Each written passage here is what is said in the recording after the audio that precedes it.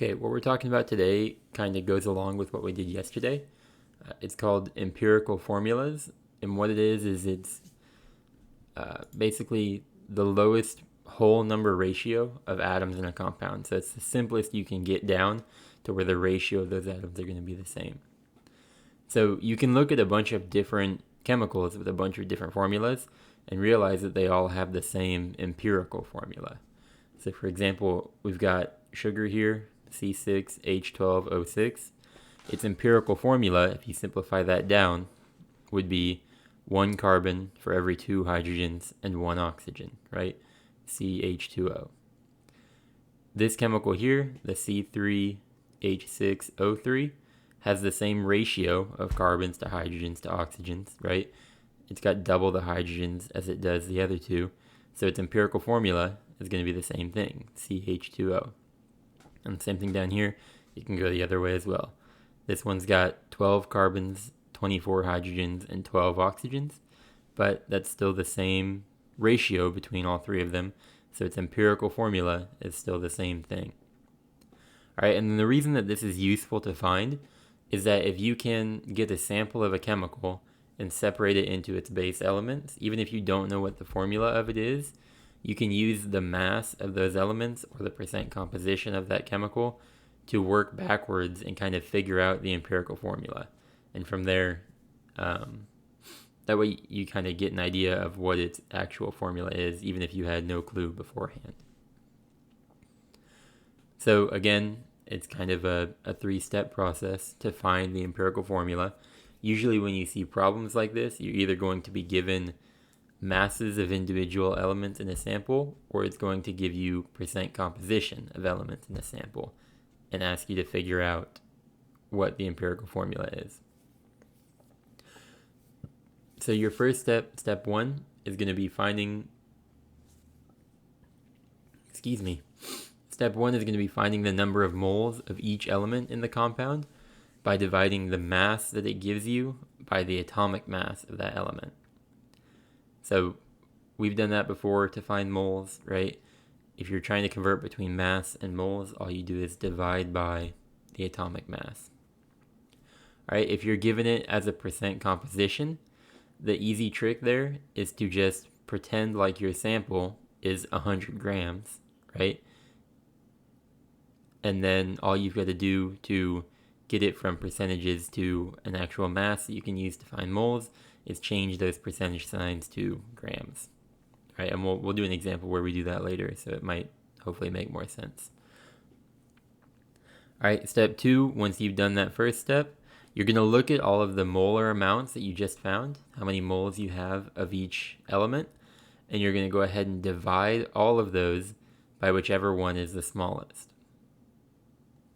Okay, and when you do that, what that does is it helps you find the ratio between the moles of each of those elements.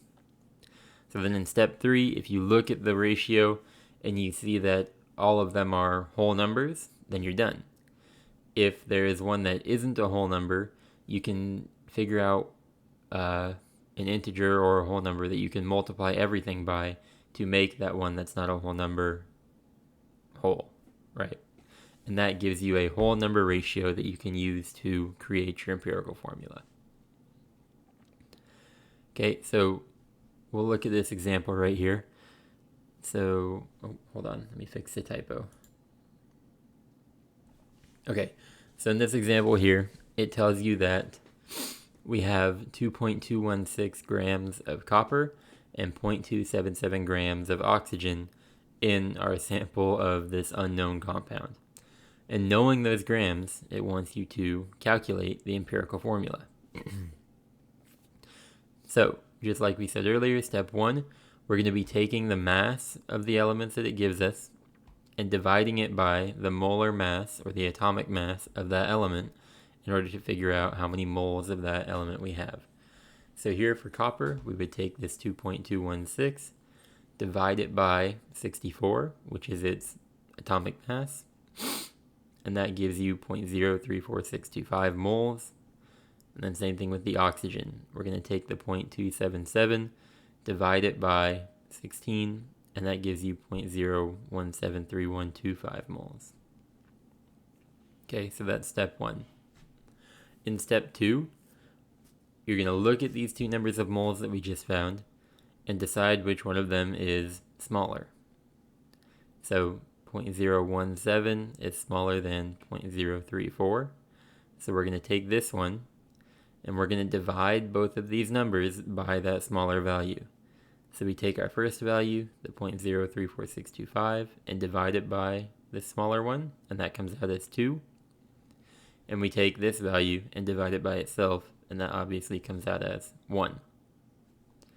Okay, so in this case, these numbers at the end that we get are whole numbers. So we don't have to worry about any other extra step at the end. And what this tells us is that the ratio is 2 coppers, because that's what this first one was the copper, for every 1 oxygen. So if we know that ratio, we can write the empirical formula as Cu2O. So 2 coppers and 1 oxygen. So this would be your answer here, Cu2O. And that's all we're doing on these. In this next example, instead of giving you grams, it gives you percentages, right? They found the percent composition of this formula, and they want you to work backwards and figure out what the actual empirical formula would be.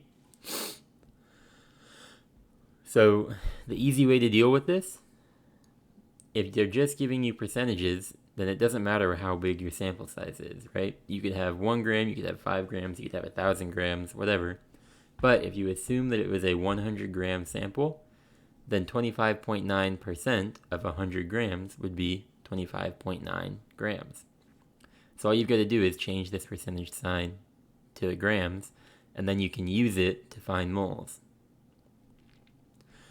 So we'll take our 25.9 from the nitrogen and divide it by the molar mass of nitrogen, which is 14. And we'll take the 74.1 from the oxygen and divide that by the molar mass of oxygen, which is 16. And then the number of moles we get for those are 1.85 and 4.63. Okay, so in step 2, we're going to look at both of these and figure out which one of them is smaller. Obviously 1.85 is smaller than 4.63. So we're dividing both of these numbers by that 1.85. So here we've got 1.85 divided by itself. It's going to equal 1. And then 4.63 divided by 1.85 equals 2.5. Okay, so our ratio here is that we have 1 nitrogen for every 2.5 oxygens. The problem with that is that we can't write a formula that has anything other than whole numbers in it, right?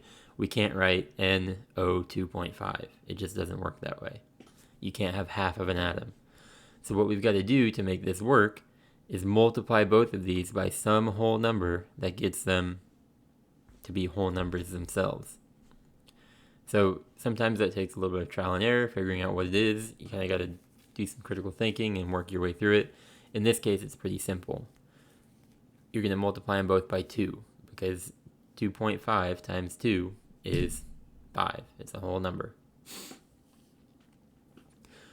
So if we multiply both of these by 2, 1 times 2 is 2, 2.5 times 2 is 5. So our ratio then is 2 nitrogens for every 5 oxygens. So your formula would be N2O5, just like it is down there. All right? So these aren't too bad problems. It just, once you get the hang of them, you'll be able to do them pretty quickly. Okay, the other type of thing you'll see is you might be given the empirical formula along with a molecular weight and asked to find the actual molecular formula.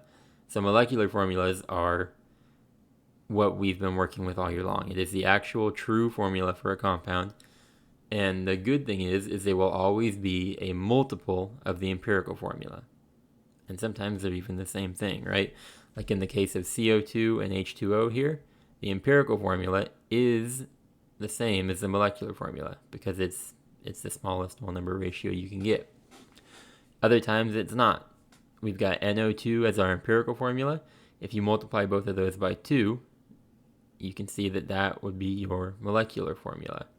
Same thing with a bunch of these. They're all multiples of whatever the empirical formula is.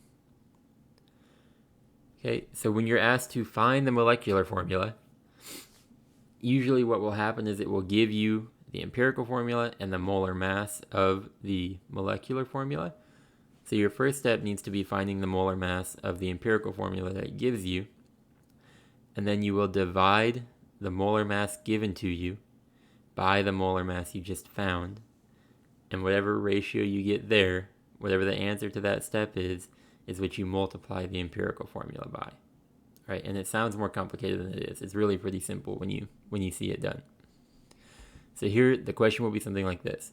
Calculate the molecular formula of the compound whose molar mass is 60 grams and the empirical formula is CH4N. So your first step is finding the molar mass of CH4N. So we're going to set that up just like we were doing yesterday and all those weeks before. You find the mass of each element, multiply it by how many of them you have in this formula here, and then add them all together. So when you do that, you end up with 30 grams per mole, right? And your step 2 is to take this molar mass from the problem that it gives you and divide it by this one you just found. So 60 divided by 30 is equal to 2. And what that means is that the molecular formula is twice as big, 2 times bigger than the empirical formula. So you take the empirical formula that it gives you, multiply it by 2, and instead of CH4N, when you multiply all of these by 2, you get C2H8N2. And that would be your answer, your molecular formula for this problem. Okay, so that's what you guys are doing today. It's another pretty quick, short homework assignment. And then when you get finished with that, if you still have time, make sure you've gone over both the assignment from today and from yesterday, because those two concepts, the percent composition and empirical formulas, is going to be what your test is over tomorrow or Thursday, tomorrow or Friday, depending on when you come into my class. All right?